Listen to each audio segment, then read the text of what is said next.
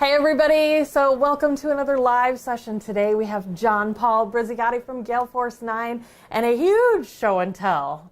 So excited. So what kind of toys have you brought for us, John? Too much, actually. Too much. Too There's much. no such thing as too much. There Come isn't. on. There isn't. This audience is very good at always asking for the More, next thing. more. Yes. More. But no, with the Toy Fair run the last 5-6 weeks in Gamma, we're as prepared as we've ever been here. Awesome. Unlike many other companies, Gamma's and then Adepticon's become a good time to share. I mean, Games Workshop's announcement kicking off the event has everybody chattering, and of course you can't see anything other than was on the screen. But, but it's a great way to have people speculating. So we've pretty much done the same thing. We've brought things that are real and people can touch, and some boxes that look almost real but aren't quite yet. But aren't really. Okay. They're not really. All right. Really real yet. So let's kick off with the board game stuff. Awesome. Doctor Who hit the stores just before Christmas. Been going down very well. The first thing everybody asks is, where are the Doctors that aren't in the main game? They are coming. There are 4 sets planned. Awesome. So you get basically an additional 2 Doctors. The first one is the 5th and the 10th. Inside, 2 TARDISes, 2 more Doctor models, 2 more little TARDIS models. And like the core game, the dilemmas, the companions, the timey-wimey cards, everything is linked to the Doctor's content. So when you see a location and the dilemmas, those are effectively episodes from that Doctor's show sequence. In this game, you've got companions from those Doctors, you're adding companions, you're adding timey-wimey cards. So for this pair, you'll have psychic paper, you'll have Davidson's cricket bat, his celery and his thing, and we'll continue. There'll basically one of these every couple of months. So 2 and 6 follow, 7 and 9, and then in the last quarter will be 3 and 8. That should get us where the timing fits with the new Doctor, the new lady, who we obviously can't preempt what's in that season before the BBC tell us we can. Right. And they won't tell us it all now anyway. You can't. A little too soon. A little bit too soon. Yep. They give you the overview, but it's not enough to make content, so we need the actual footage. Right. But we're sculpting the figure, so come Christmas, she will be out, as well as a Christmas special set. Great. Which, at the moment, Andrew Hort, who wrote this game, there's so much content in Doctor Who. The fight isn't over what you want to do, it's the order in which you want to do it in. Right. You know, Star Trek, D&D, we're lucky enough now that these licenses are all so deep.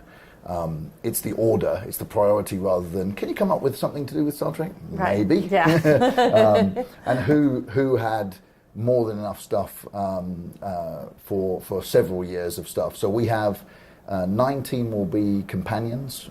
So we've actually made companion figures, and a bit like the K9 that's in the main game, that interact in the game as opposed to just being a card at the moment that join.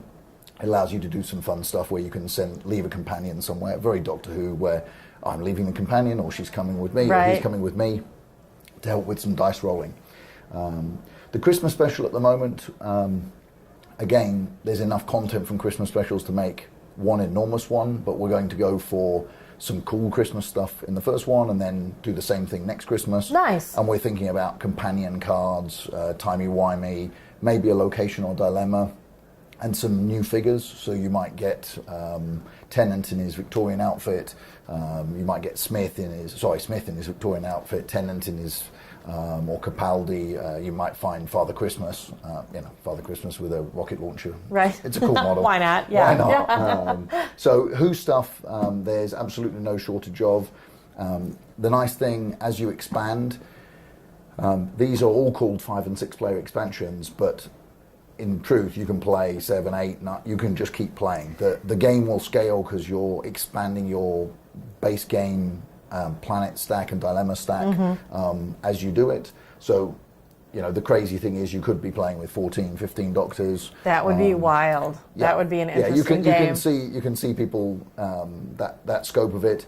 Or it's a matter of, I like that Doctor, I have them in the game. The nice thing is that when regeneration kicks in and you all have to change, what you own limits you to which Doctor you can move to. Right. So the core game, the 1-4 11 and 12 means that you're swapping those as you start to fill in the gaps. More choices. More choices. So Perfect. Doctor Who. So we're going to That is put awesome. these down in the box, and then we have. This is going to be one big segment of, but wait, there's more. There's more down from under the. This is a biggie. Folks are really excited about this. Yes. Yeah, I mean, we've obviously Firefly has been very successful. The original game's been out this year, will be its 6th year actually, Gen Con. It was 5 years ago, 5 Gen Cons ago, last year. And instead of just doing a special edition, throw it all together, because there is plenty of content in 11 or 12 episodes of TV, and we hadn't milked it enough for the first game. Right. We thought we'd have another go. The key with the first game was that it was all about you being the captain of the ship. You're misbehaving, you're traveling, you're building a crew, you're acquiring equipment, and the core version of it was very Euro style, because you could just interact alone. You could do your missions, and whoever achieved the right amount of money or got to those levels would win the game. But it was about the participation of being into Firefly that made it fun. Right. As we added more expansions, Pirates and Bounty Hunters, particularly that added interaction between ships, you could now board people, capture their members. You add Blue Sun and Calidassia added more space, Reavers, more danger. That then gives you the choice of what kind of Firefly game do you want to play. Right.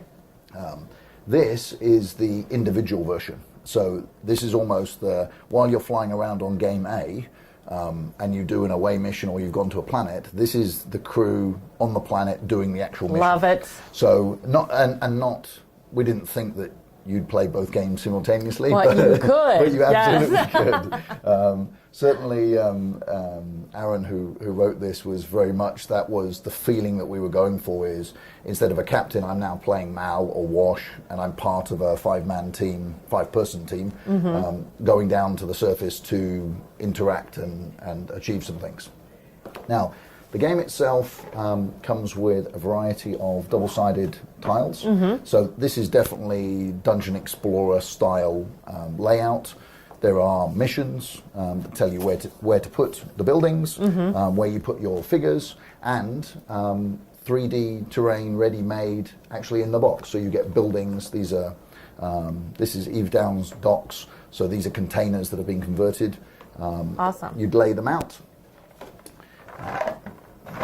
Just pull those miniatures out of the box, because even the box it comes in is another big building. That's great. So we like the idea of giving lots of flexibility and expanding on this in the same way a dungeon game does, that at the beginning you're going to get the 5 crew. You get 2 types of NPC bad guys that run around and try and ruin your day. There are cowboys, who fundamentally are the shooting type of character. They're going to try and shoot at you and do you damage from a distance. And then we have some thugs that are, just move that one over there, some thugs which look more like a street gang, and they have close combat weapons, so they're going to run up and try and club you, stab Gotcha. you. Very much in the kind of oriental look and feel of the Firefly universe. Each of the figures represents a different character type, so these aren't generics. There are 5 different cowboys. One's called a gunslinger, one's called a hired hand, one's a sharpshooter, and they have varying skill levels. Okay. So the guy who's got his particularly long, he is very accurate, but his gun does less damage. The guy with the shotgun isn't as accurate, but if he shoots you, it's going to hurt more. Yep. The same is true of the thugs. Big 2-handed ninja sword, big choppy axe, small little hatchets. They represent different people on the table. Cool. They react to what they see you succeeding or failing at, which means it's very much about you trying to achieve your mission, so rescue the person, open the safe. But as your main characters, which when you come down to the planet, you are in casual mode. This is you pretending not to be misbehaving. You're not doing anything wrong yet. No one suspects you. Clearly, you're a bunch of trustworthy individuals. That quickly goes wrong. And what you'll see is round each board, the timer tracker, which each mission has a time that it must be achieved by. The timer tracker, there's one for each set of 10. It's for you to keep track of actions that characters and NPCs are making. So on a card you can see Jane in casual mode, he uses 3 time actions and he can move 3. He uses 2 to have a brawl, he uses 3 to and 2 and so on. So Wash is the same. He can open some doors, crack a safe, do some tech stuff. Gotcha. The symbols you see, these are absolutely the same visual references from the original game. So tech and diplomacy and fighting symbols. So if you're familiar with the original game, none of this is going to seem out of place. As soon as you start to fail at things, which is bound to happen, the door won't open, you're there cursing, someone spots you trying to break in where you're not supposed to break in, the player has the opportunity to turn into heroic mode where you can do different things. In Jane's case, his model has him with his hat on, he's got his hands in his pockets, he's looking like he's not causing any trouble. When he needs to be Jane, the man with the gun, with Vera, you flick him over and then you replace him with his heroic model on the table. Love it. So Wash's heroic model, he pulls out his 6-shooter, Mal's gone from casual to with his full gun, Kaylee is fixing something, and Zoe has got her firearm out and is blasting away. In this phase of the game, you can feel the speed increasing because your actions are now all about running, trying to complete it as quickly as possible, but each of the players is making that choice individually. So you're moving up and down the time, or you're moving up the time tracker separately. When time runs out, but how each player chooses to use their time, and collectively, if you haven't achieved it by the end of it, you've basically run out of time. Right. The heist has gone wrong, too many, the sheriff's turned up and so on. This literally hit the stores here in the States first week in March, so a couple of weeks ago now. England got their stock, England and Europe got their stock at about the same time. I think Australia and New Zealand were about a week ahead. It's a shorter ship. It's the time travel. It's the time travel. It's a shorter ship down there. So this is out now. Following on the heels of this, for the people that know, there are 5 of the 9 crew in the base game. So we have the opportunity to bring out the other crew, and you will get a set with River and Simon. So let me just move some of these out of the way. Fans of Firefly have got to be just going crazy for this, so because if we can't have more shows, then clearly you just need to make more games, and that's how we can continue to keep the Firefly alive for everybody. Yes, I mean, it has to be said that both us and Fox did not quite realize how many Firefly fans there were out there who were just waiting for something to come along to make themselves happy. Right. And the bit that I'm particularly pleased about is that then we did a good job too, so that the games become a staple for the fans to have a go at. For sure. And so making new versions, making a different type of gameplay where, in this case, you can play 1 to 5 players, because one of you can play against the AI alone and control all 5, or you can play 5 of you. There's also options so that a 6th person, in theory, could play the AI. Oh, that's you cool. You could be the dungeon master, nice, effectively, and run around just trying to smack other people over the head.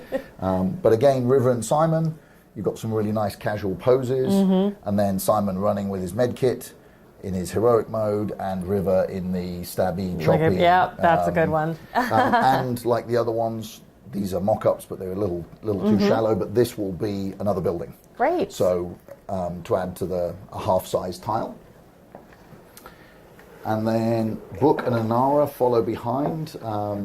River and Simon should hit the streets late May. These are both in print at the moment, so they're not far away. And Book and Anara will be Gen Con. Nice. So we have Anara, she's in her lovely, looks like a Greek statue. Yep. Book with his book. And then Book with his gun. Again, dynamic figures to absolutely make the distinction between, so her with her bow, gun, weapon, which I can never remember what the technical name is for that weapon. And again, casual and heroic versions of them. Nice. So that brings the full 9 crew out. What will follow is more locations. So again, it's the parallel with Dungeon Explorers is, you found another dungeon. Osiris docks, so there'll be another box with some more buildings, more tiles, more missions. Another round of NPCs will be added called Fancy Folk, who are fancy folk. They're lords and ladies and people from the parties who will be... they're more in the way than they are chasing you. Okay. Alliance troopers were another one that with their big kind of fluffy, they look like French pastry chef hats, and they have their guns that stun you. So they will add. So as the number of creatures effectively accumulate, you'll have hand-to-hand combat specialists, shooting specialists, and we can imagine missions that get bigger and bigger where you use it all, or people are just evolving where now I'm using them with the newer pieces, not the older. The same with the crew is they'll be all 9, but many missions won't require 9. It'll say pick 4, pick 3. Sure.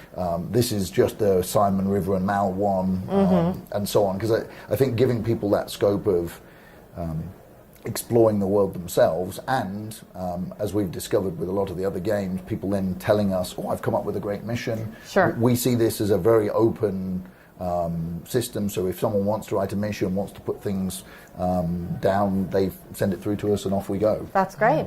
That's great. So Alliance Goons, Alliance Troopers with their ray guns and Reavers, so they'll end up being 5 NPC groups plus the 9 figures plus a couple of sets.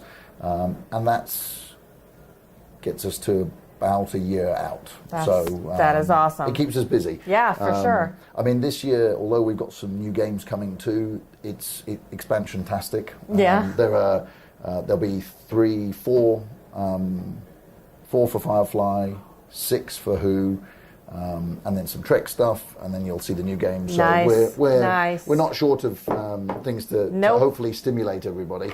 Absolutely. So let me just pop these back in here. I think I'm looking forward to getting to play this one some more. We really enjoyed it at Gen Con, getting to see it. I love the whole heroic thing, the casual, and because there's a back and forth mechanism with that too, right? Because once you become heroic, you don't necessarily stay heroic.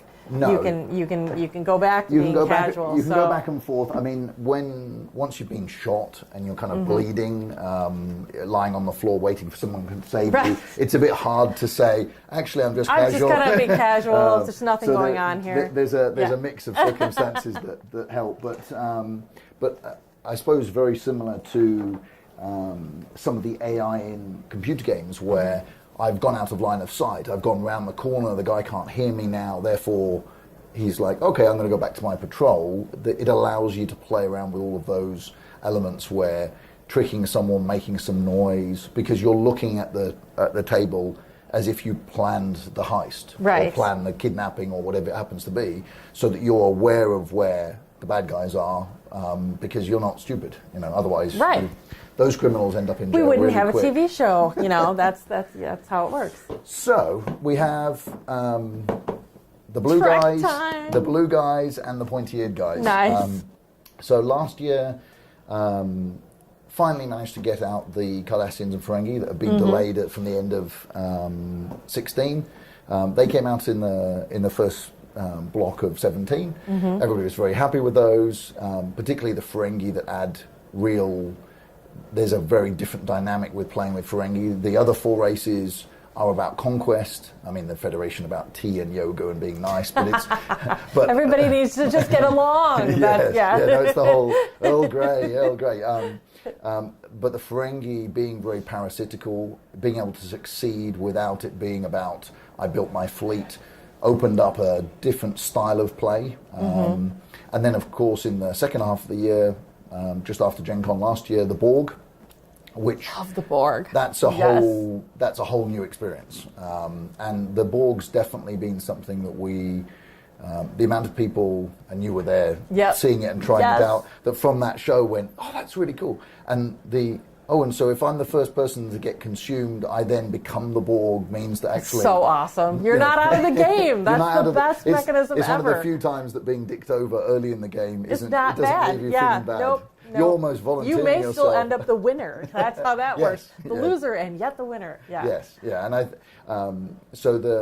again, in a lot of these games, trying to very much tick our own boxes for what do we want to see, how do you solve some of these puzzles? And some, a lot of this IP has got so many different ways to interpret it. Trying to find the right one and then mechanically make it work is a lot of fun, but it's definitely why we stick to properties we really love, we really like.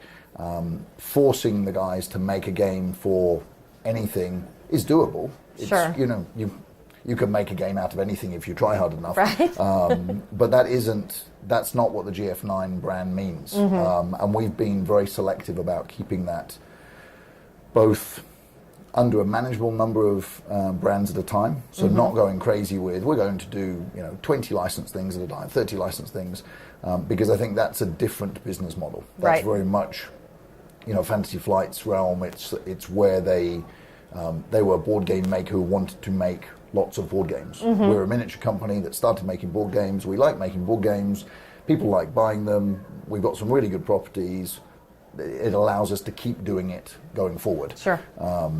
And that's, to some extent, it gives us the freedom to be more selective. Absolutely. And it does mean that when we get to where do we feel things are going to work or not work, if it doesn't work, we can just wait. Because the rest of the business isn't dependent upon a Star Trek expansion or Firefly. So design is never, in theory, it's to schedules. And on paper, we have a new production manager in New Zealand who joined us just before Christmas, whose sole purpose is to absolutely try and keep all the creative people to a set of deadlines, because the business runs on deadlines. You've got to finish things and so on. But it is herding cats. I mean, creative minds. Oh, squirrel! We should do this. The two things are at odds against each other. So the business needs to complete things, and then the reality of that sometimes creative stuff comes together really quick, and sometimes if you force it, you'll get the wrong answer. And so we are lucky that people aren't waiting on their paycheck in case it takes a bit longer. Sure. Particularly for the games which are the competition in board games and the amount of great product coming in board games is so high that why are we doing what we're doing, why are they doing what they're doing, is you're offering choice to the gamer, not saying we make good stuff and they make crap stuff. That's not how the market is anymore. Tabletop miniature games is the same. You've got an increase in just great product where each company is trying to decide what piece of the puzzle, what niche are they focusing in. Is it small scale, skirmish, Euro style figures? It's infinity. And being able to hone in and say, if I am that kind of gamer and that appeals to me, that's the game you should be trying. If you want to play historical tank battles, it's Flames of War. If you want to play giant fighting robots, you go and play with 40k. Right. And each of those are different choices that we make as gamers. And as you can see at this show, very few gamers are now only one thing. Right. Last night with the Geek Nation tour guys, we were talking about their group, and the idea that you used to be a 40k player, a Warhammer player, and you said that almost as a badge of honor. I'm a Flames of War player. Right. Now people are, I play a bit of everything, and that's normal. That's the average gamer, rather than, I can only do one, because like this audience here, it's 90% adult. Money is not the problem. Right. Everybody who's here this weekend, spending money is not what's holding them back. It's time. Time, for sure. Time to play, time to interact. Do I have groups? There was a couple of guys last night who were big Ascendancy fans, who when I showed them these, they were like, oh. Yeah. And of course, the first thing they then ask is, where's the other race that I want in the list. And Right, I'm like, there's the more again. Way, See, there's there's no the way. more. There's no way to make everybody happy.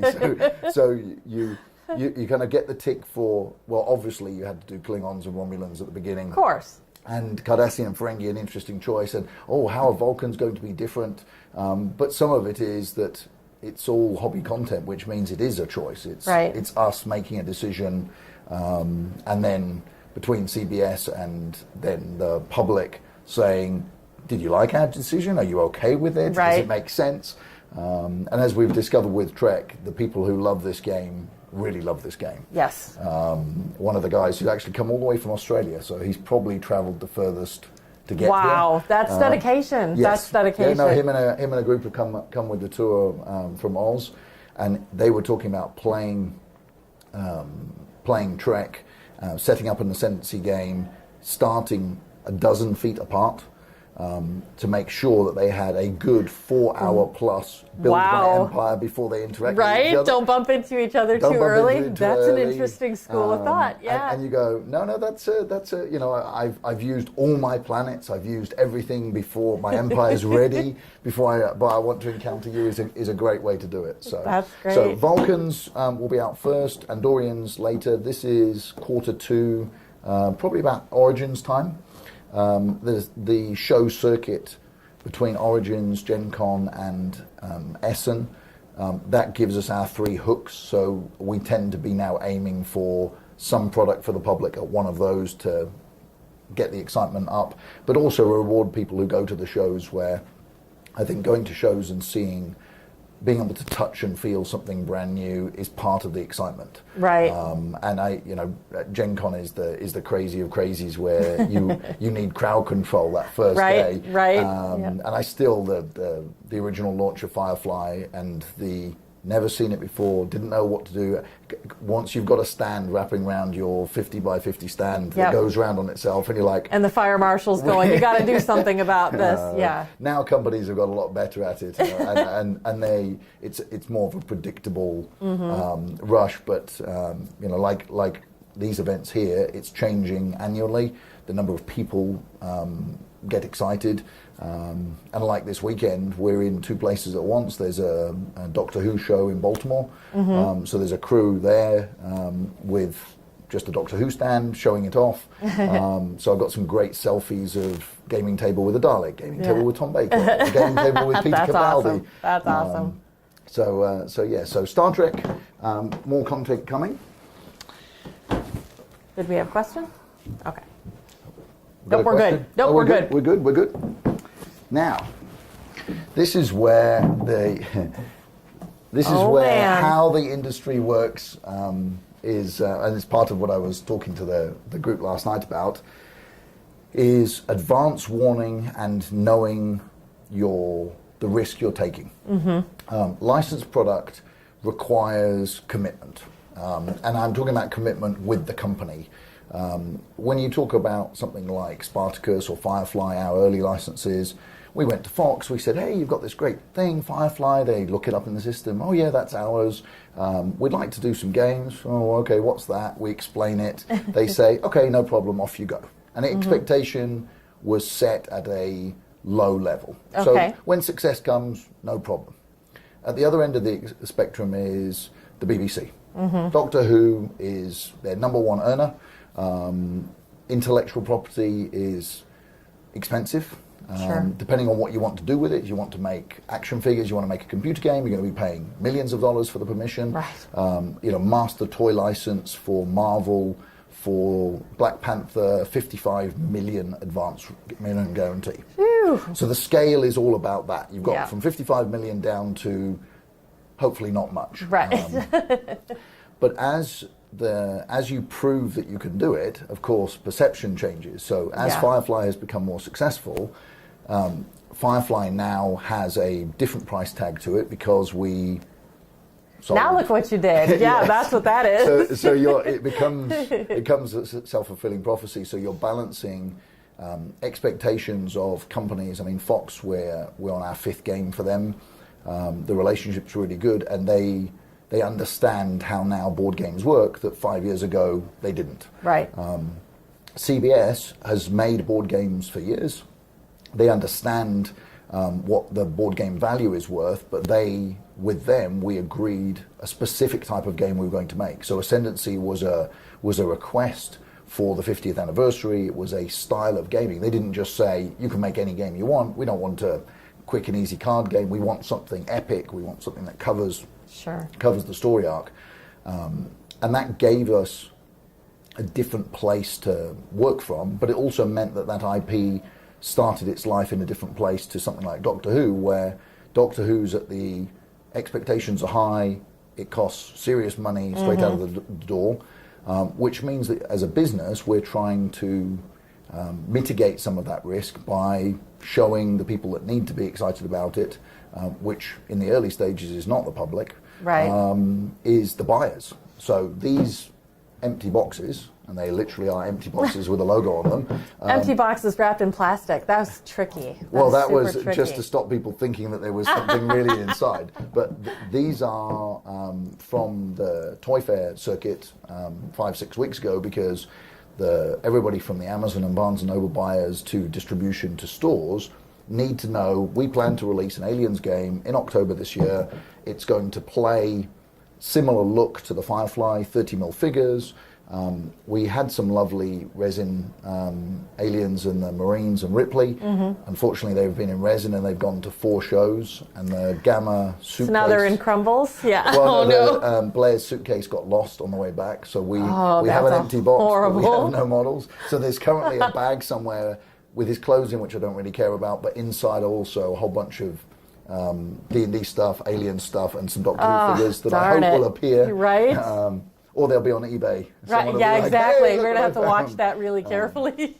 But the setting the expectation, putting them in place now, and although there won't be a lot of detail. I mean, Aliens for October, it will be end of May, June before we'll be showing real content. Means that as silly as it is, an empty box, a logo, it's a $50 box in a square box from us. Is all I can give people at the beginning. It's tangible something. It's tangible something. And of course, that's the speculation, a bit like you've got all of those expansions coming for Doctor Who. Can I ask you what's coming in 19? It doesn't matter how far ahead you go. Right. People want to know the next thing, the next piece in the puzzle. Now, Aliens has actually got a full plan.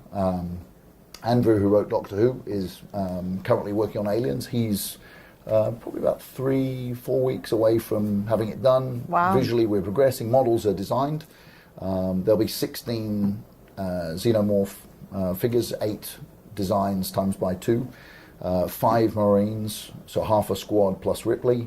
Ripley version 1, because she's Ripley, she's like Gandalf. Exactly. There's a lot of looks there. Yep. By the time we've given her end of movie stuff, save Newt in the power loader, she'll have a few. Nice.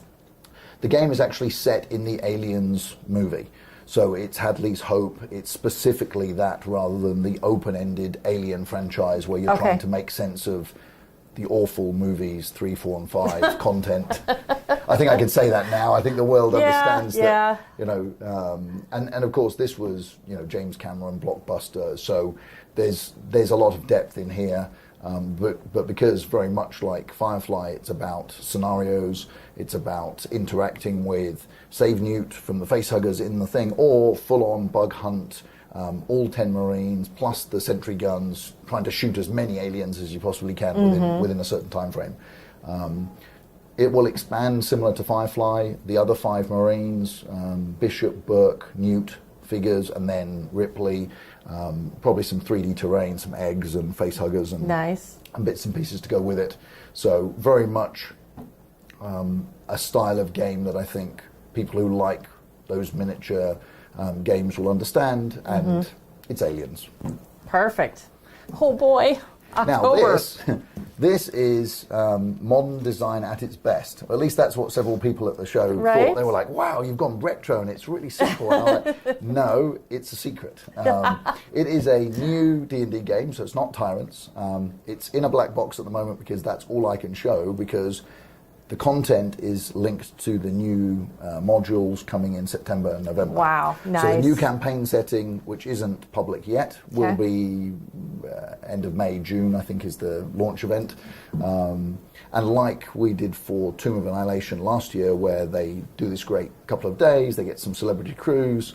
It's the first time in my life I've ever had anybody put makeup on me before I get to be on camera. Which nice. Was, oh, you mean we could do that? No, Dang, we missed an opportunity. That was an interesting experience, and sending some selfies to my wife and daughter of I'm in a chair. I'm getting done up. Having my lines removed was interesting. That's awesome. But not nearly as much as when they saw who was there, because they said, "Oh, it's a work thing, and you're going all the way to Seattle, and that doesn't sound exciting."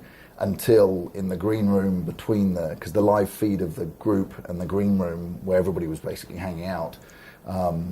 The celebrity men who were there. Mm-hmm. My daughter spotted Dylan Sprouse first, and she said, Wait, what's this? You just became so cool, Dad. Oh my gosh. So I had to go and talk to him and say, I'm sorry, I'm a grown up, you're a grown up, but I need a picture of you.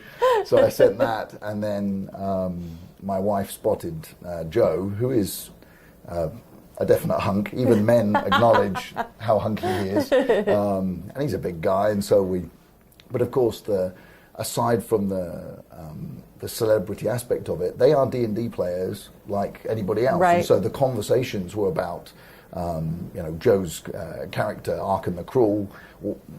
What does the character do? Where does he see it going? What's its current level? The build, which only D&D people could talk to each other about, right, without ever thinking about any of those other parts of it.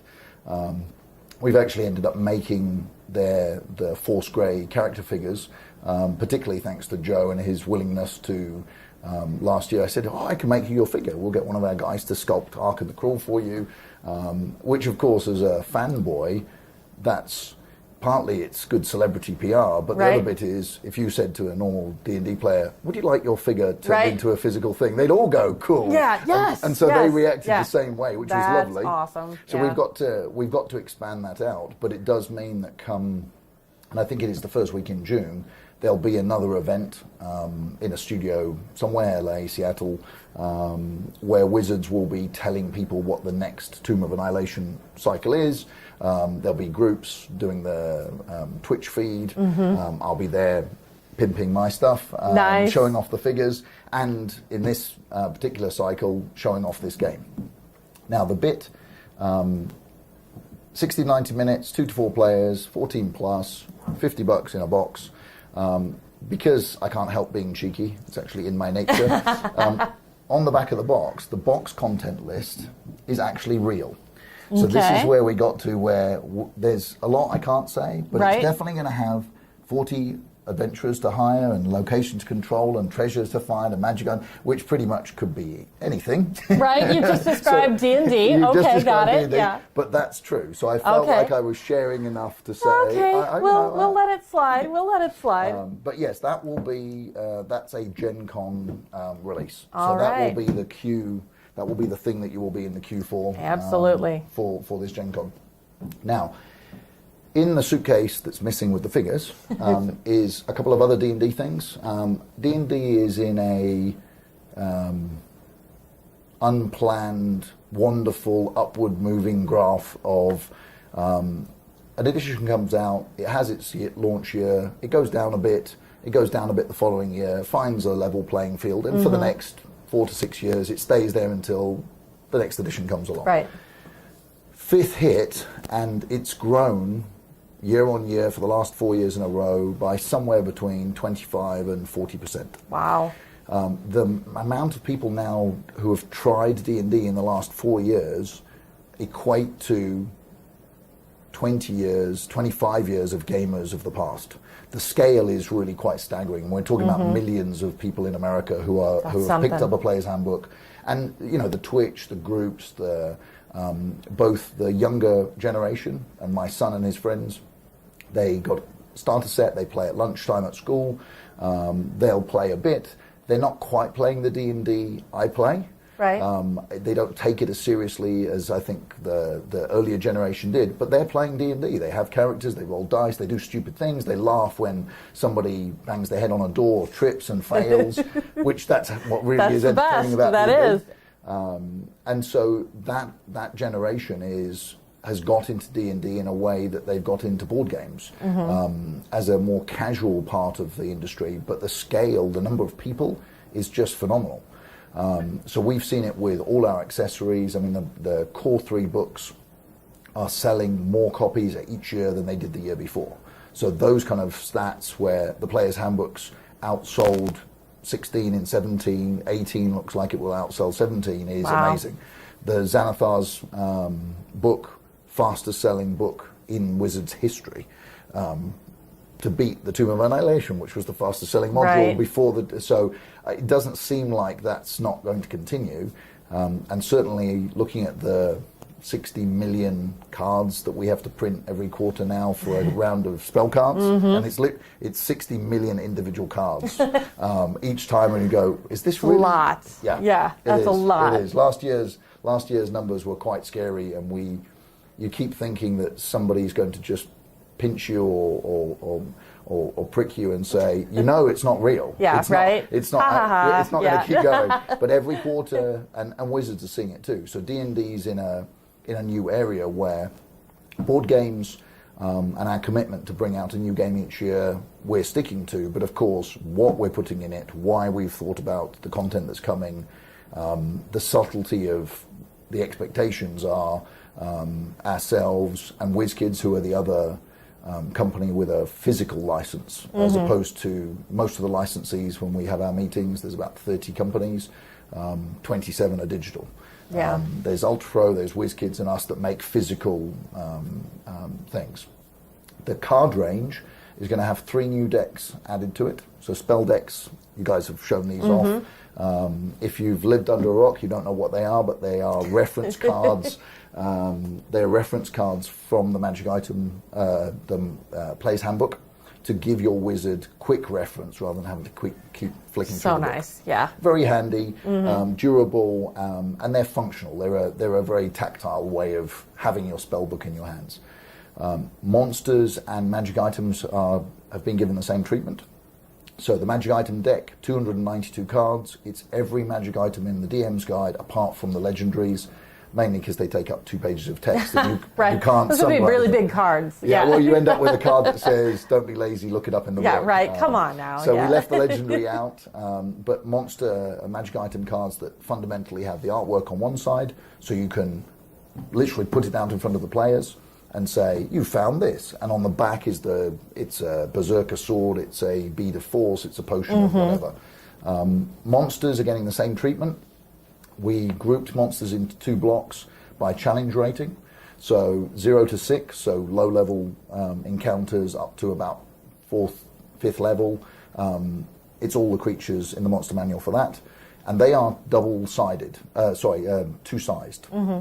Standard cards, so if the text fits on a standard playing card size, that's great. If not, we made a double-sized card. Oh, nice. So ones where you could get more on it just meant that's... So you get double and single-sized cards in there. I think that's got about 170 cards in it. And then creatures 6 to 16. The key being it's not 16 plus, because a bit like the legendary Magic Items, you cannot fit the Tarask on a card. It's just, there's, ancient there's red dragons. There's got to be a line somewhere. There's a line somewhere. So we were thinking about ways that maybe to do them as a promo, and the idea of, like comedy show, here is an oversized card. That would be pretty good. So maybe actually. at Gen Con you might see a Tarask playing card that will be the size of a page of letter, because I think that's just a cool idea. Yeah. Here's my handy card. So we've got 3 card decks coming there, scheduled for June and July. The first pair will be Origins. The third one, I think it's Magic Items, will be the following month. In that same slot, because the summer tends to be the quieter period of the year, when you look at the release timing of a book in April, May, something in September, something in November, you've got lots of content to keep you busy playing. Right. And then in that run up to the next September, the summer is about as quiet as you're going to be, which is why announcements get made then, and we have filled that summer slot with the non-module related product. So the card decks, and for the first time in D&D history, paint sets. Nice. D&D paint sets. That's awesome. Now, we've not gone berserk. This is not about a D&D paint range. If you're a painter already, you know where to find the colors. Right. This is about that new generation of people who are playing for the first time, haven't encountered models. The WizKids range, particularly of the unpainted 2 figures for $5, are wonderful. They're a great way to just grab a character, put them on the table. And people want to be able to paint. We get lots of requests for it.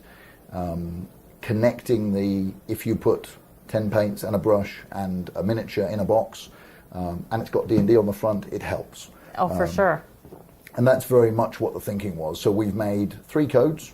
It's an adventure paint set that has 10 colors, a brush, and a special model, which is Minsk and Boo, in a plastic. So it'll give you your first figure to play around with. Great. And then a monster set where you expand 36 colors, 36, 32, 36 colors, some washes, some metallics. So to get you to you want to try some more, but you're not going to go and buy an entire range yet. Right. Plus a new monster. So you get a monster in there, which is our new owlbear, and a brush set.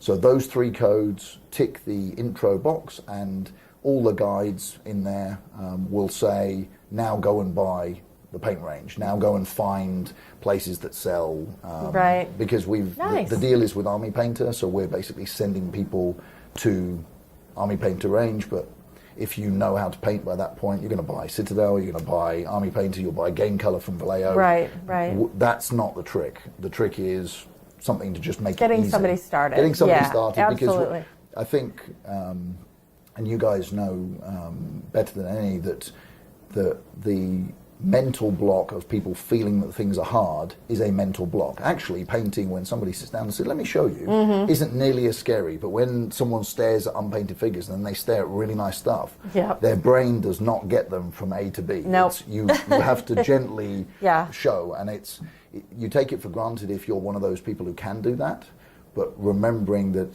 my first figures were awful, and awful for all the reasons of I was 9 or 10, and it wasn't acrylic paint, it was little Humbrol pots. And even showing those to my kids, I had my original solid base D&D figures in a old cigar case, cut out the little foam, and I stored them.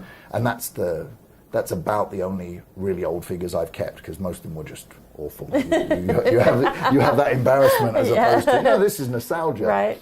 And the things that they both said were, yeah, you didn't know how to paint really well. I'm like, I was 10, give me a break. Thanks, guys. Yeah. And the second thing is, they're really small. And of course, in those days, figures were more in scale than they are now. So that you see an orc or a space marine, and you put it next to an old fancy figure from 25, 30 years ago, they really were small. Yeah. So D&D's got lots of content coming this year. Exciting. It is. There isn't much left actually on the schedule this year with the aliens and everything. That's almost, normally I've always got and there'll be one more surprise.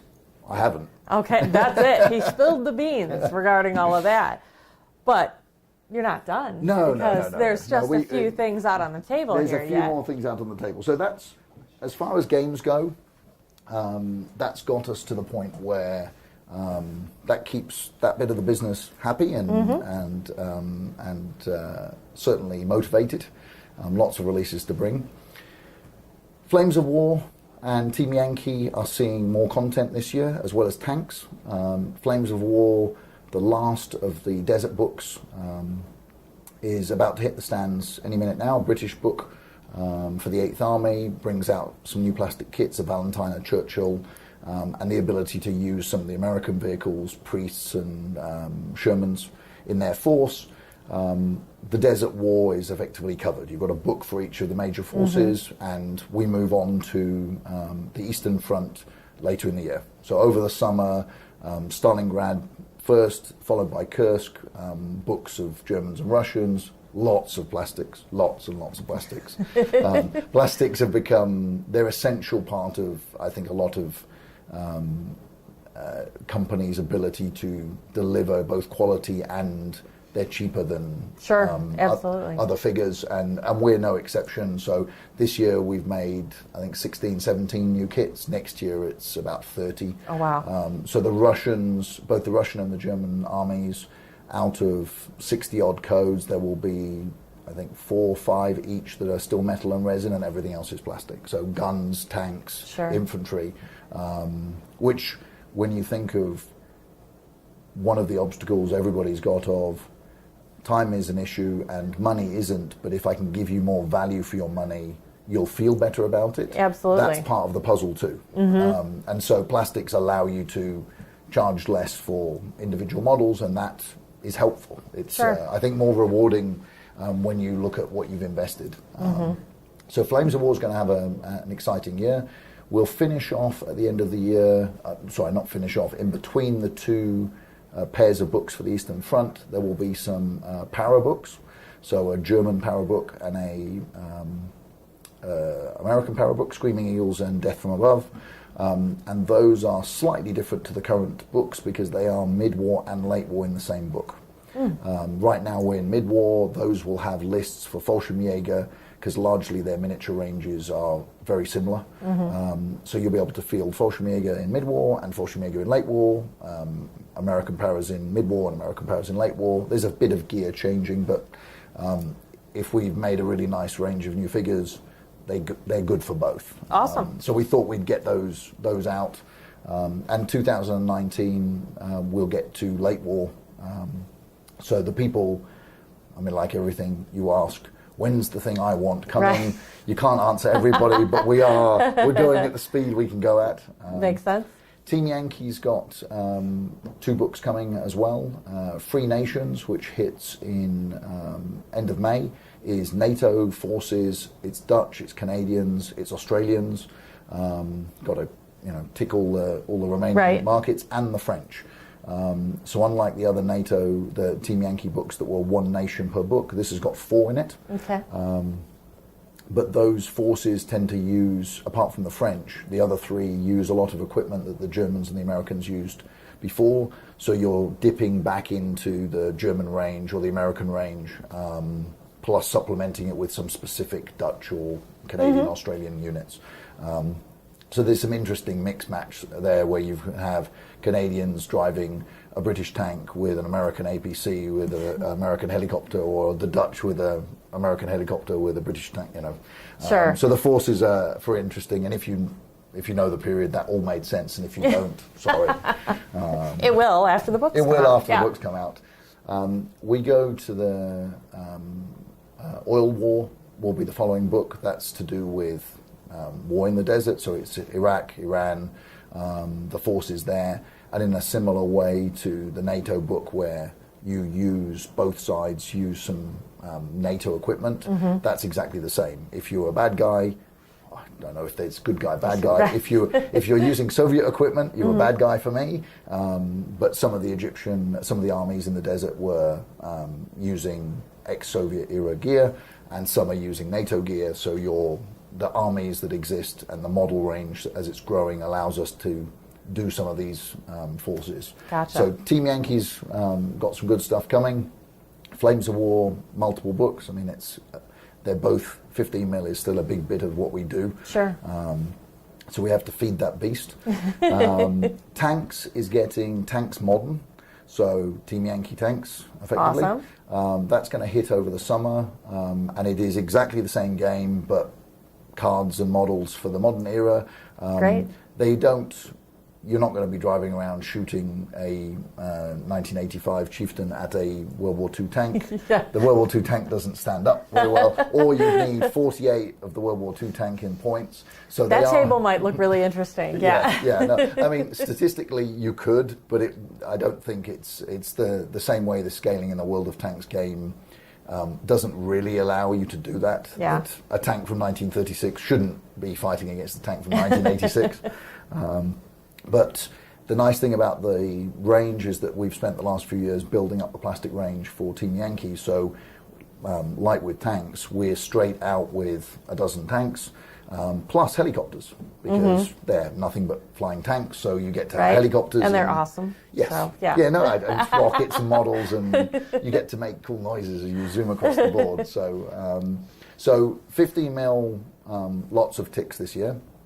Board games, we're busy. D&D, never a moment. And as if we didn't have enough, terrain, Battlefield in a Box, is getting a serious injection this year for lots of reasons.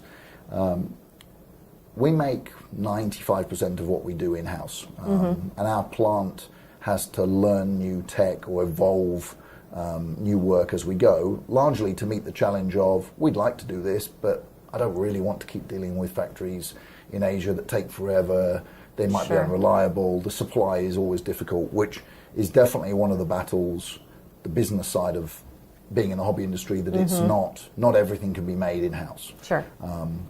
And as much as we try, as the factory has evolved, and partly because it's run by actually Jeff Brooks, an American who both him and his senior guys, Kai Rule, his 2IC, they are serious hobbyists, serious hobbyists. So they get the whole tick of model and building and what it is that we can do. But when you've got a building with 100 and something people in it, where you can say, I can now make these guys make cool stuff, and then we can make some money out of it, means that a lot of what we do is about having those conversations and someone saying, I've come up with a cool idea. We think we can now do this. The engineering has moved to the point where terrain building used to be by hand. Jason and Liz at GF9, who are our master terrain builders, they sculpted. They get, they literally physically build it out of hand. The digital world for models has also allowed us to do terrain in 3D. We have 3D equipment in-house, so printers and so to go from, I've had an idea, someone spends a day or two building it in 3D, they literally print it for me, and I get a box arrives, and I go, ooh, oh, yeah, no, here's my new idea. Here's what I was thinking. Instead of this, and instead of imagining it and going, oh, well, it's going to take weeks for somebody to do that, so we better brief it properly and have those conversations. That's basically allowed us to do, well, we like that, let's just do that. Let's just send some of those to KL and see how it goes.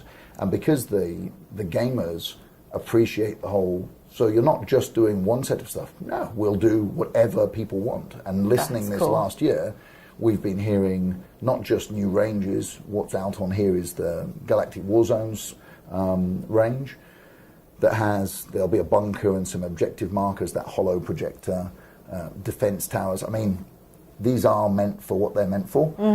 But at the same whatever would that be?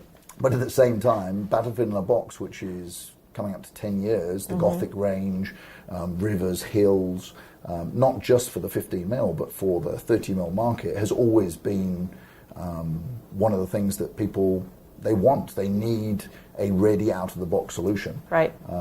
So this year, as well as a new range, supply of the Gothic and there's almost a year's worth of new shiny that we've never shown the world sat waiting. Yeah. And it was all about production. It's all that boring stuff, but it is about production flow, about teams, about the ability to just say, well, if we press go, can we really have 3 or 4 new things a month this year? Right. And this year, the answer is yes. Yes, we can. Because I'm not relying on other factories. Sure.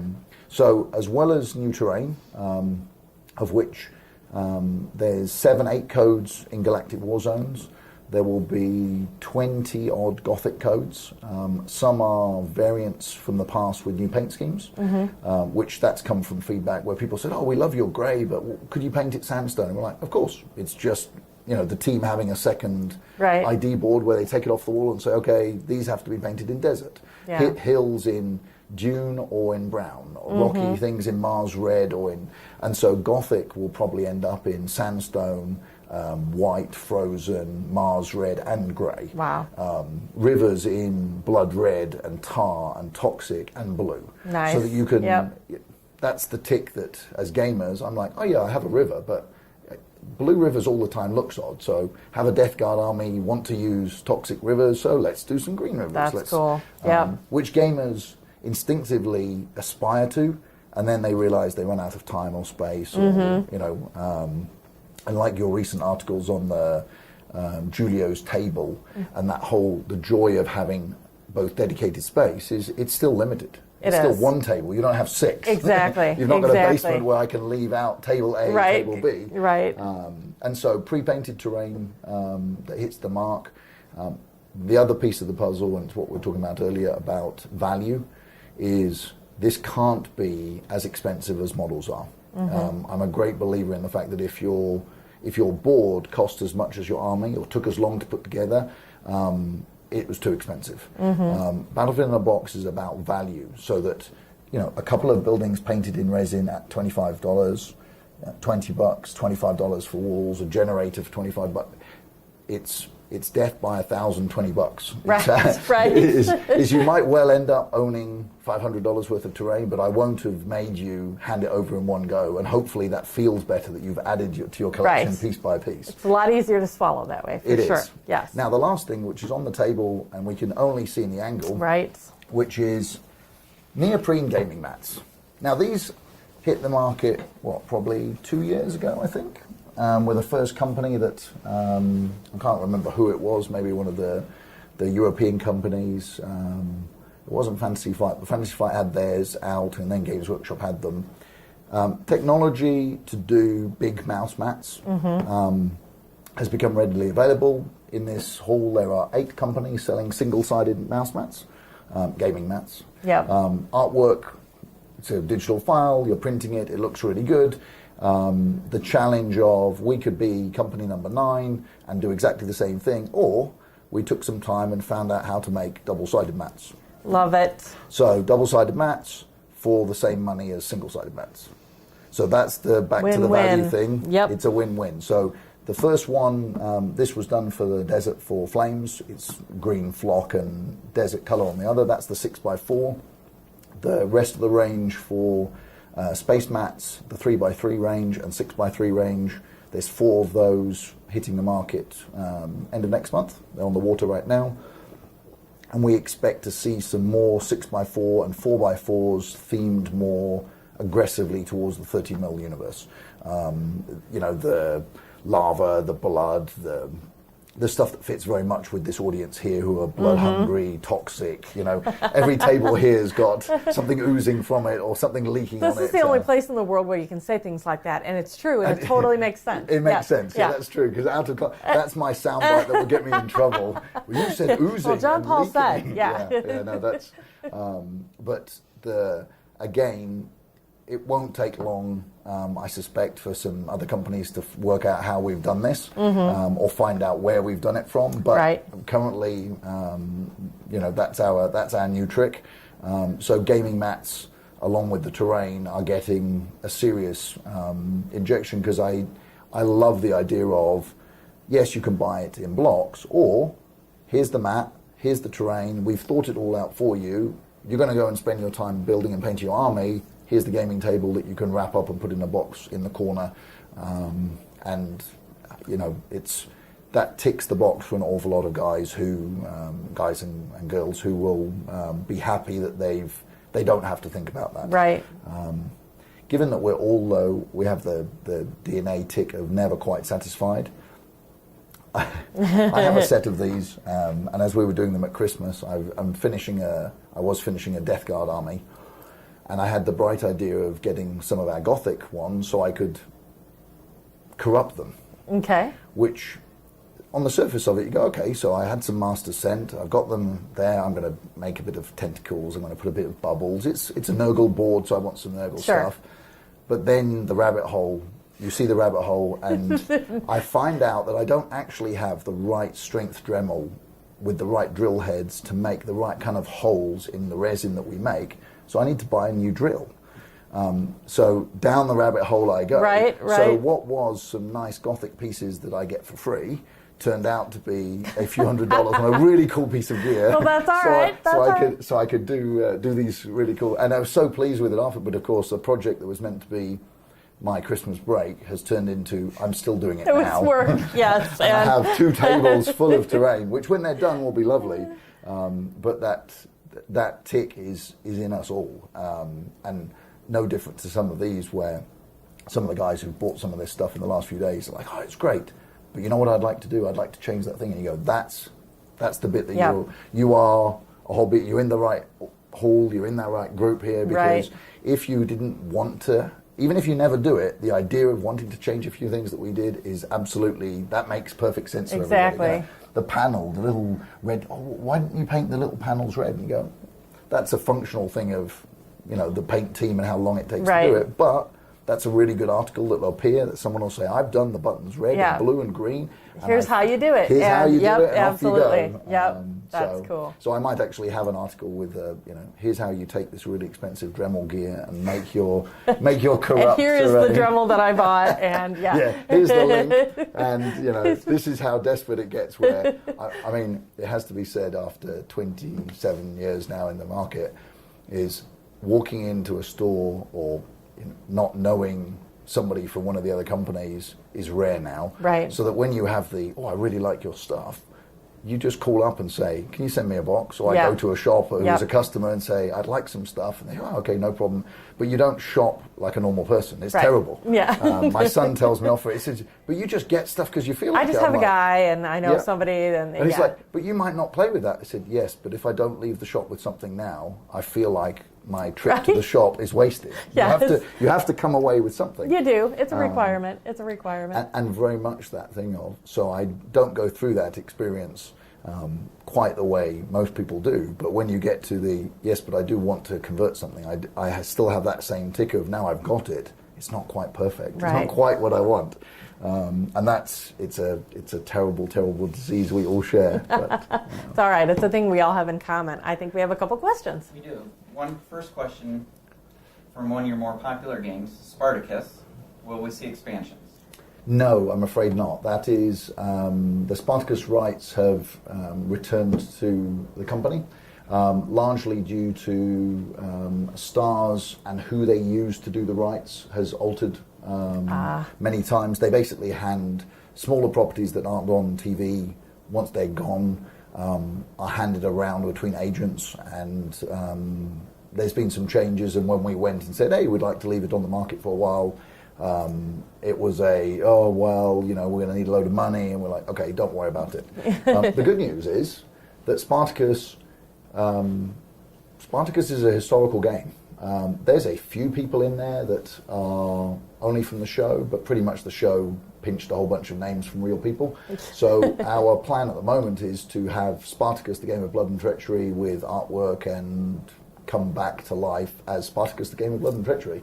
So it'll be second edition Spartacus that will be an own brand version. So the game's not dying, it's just in the queue behind Aliens and a few other things at the moment. In transition. Yes. That's awesome. That's exciting. The second question was related to the paint sets that will come with the D&D figures. Will they be in unique bottles or just the standard dropper bottles? They are in 12 mil Army Painter bottles, so slightly less paint, but they're in the dropper bottle, so it's the same design as Army Painter. And they are Army Painter colours. So although when you get your guide, Bo and Jonas are working on this at the moment, and we've given them D&D names, so it's Cobalt Red and Remoraz Blue or whatever, Beholder Purple. It refers in the guide and on the paint bottle to the Army Painter colour it refers to. So that purple isn't a new purple, it's the purple from the Army Painter range. So that when somebody wants to go and find it, and there'll actually be a chart in there that says, Drow Purple is also this Vallejo colour and this Citadel colour. Oh, nice. Because it isn't about saying, I don't want to make a range of individual pots and sell a rack of... There's enough paint ranges in the world as it is. It really is about just that first, how do you interact with paint at the beginning? We give you a brush, we give you a model, you work out how the 10 colours will work, and then as you expand, but that's where we see it stopping. So this isn't about trying to put individual D&D paint pots out in the world to compete with Vallejo or the Army Painter range that exists. So awesome. Very cool. All good. Well, I think that wraps it up for us. Oh my gosh, that was quite the show and tell there, John. It is. We've it's been the last few weeks. This has been the drill, but of course, this is the first show where people's eyes light up differently. I mean, as lovely as some of the buyers in the world are, you don't quite get the same reaction or the whole wow, that's so cool. With the exception of one of the new buyers, which sometimes. I'm not a strongly religious person, but I do know sometimes my prayers are answered. Buyers for some of the very big companies change reasonably regularly. They're big companies, they turn them around. Amazon, every 6 months we might see somebody new. The new gentleman this year came up to the stand at New York, get introduced to him, young man. He's been in the market for a few years. We start talking. I start to go into I've got all of this laid out on a little booth. Sure. So I'm doing the talk. And as we get to the thing, and he says, "Let me stop you. I'm an Ascendancy fan." And I'm like, "This is so easy now." Yes. So the whole conversation's about so what have you got planned for Ascendancy? And the PSI, or the agent that help us with them, they're there with the blank look of, "What are you guys talking about?" Right. He says, "Oh, we don't understand." And you Your go, "No, no." conversation went to a whole new level. Because we're Yeah. now having a conversation that's not about the SKU and the weight and Right. when its delivery date cutoff will Right. be. It's, "Oh yeah, no, that'll be all good. Oh no, put us down for some of that. Oh yes, more Star Trek stuff." That's awesome. So that was very refreshing, because it's the toy fairs are not normally they're a bit drier, and by the time we get to here, where everybody's just like, "You guys rock! You make cool stuff. When can I? Here's my money. Give Right, it to me right. straight away." And from now through to Gen Con, you get to ride that good feeling. And as long as every show we come up with something cool, everybody's like, "Yep, we're happy to have you back." Right? So- Well, I don't think you're at any lack for that. No, not this year. So- Not this year. Awesome. Well, thank you so much for taking time My with pleasure. us. I Always think good. that was great fun for all of us.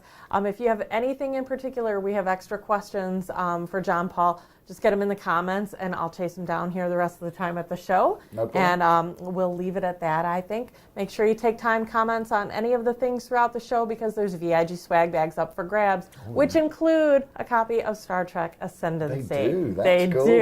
That's They cool. do. I forgot All about right. that. Yeah, I know, right? I got you covered. Thank All right. you. Thanks, guys. We'll see you later. Thank you.